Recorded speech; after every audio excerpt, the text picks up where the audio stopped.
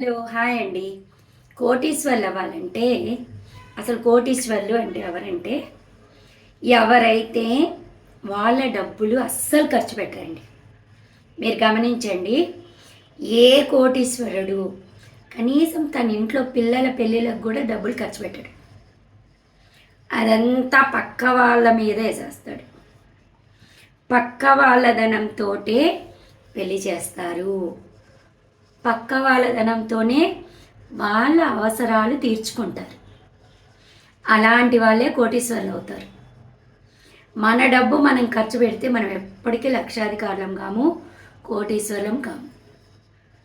వాళ్ళు కొంతమంది అండి అప్పు చేసైనా పక్క వాళ్ళ డబ్బే ఖర్చు పెడతారు.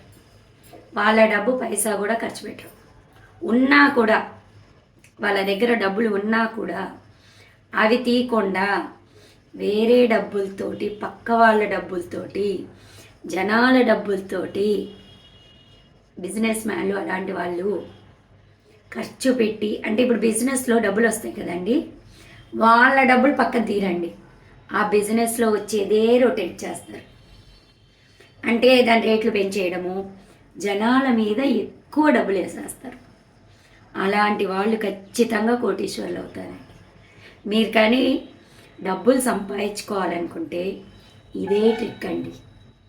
మన డబ్బులు ఖర్చు పెట్టకూడదు, పైసా కూడా ఖర్చు పెట్టరు. కావాలంటే గమనించండి, వాళ్ళ డబ్బులు పైసా కూడా ఖర్చు పెట్టరు, అదనంగా సంపాదించి ఖర్చు పెడతారు. అది తెలివితేటలండి. బిజినెస్ తెలివి అంటే అదే. డబ్బులు ఎప్పుడు మిగులుతాయంటే అలాంటప్పుడే మిగులుతాయి. మన డబ్బు మనం ఖర్చు చేస్తున్నంత కాలం మన దగ్గర డబ్బులు మిగలవు.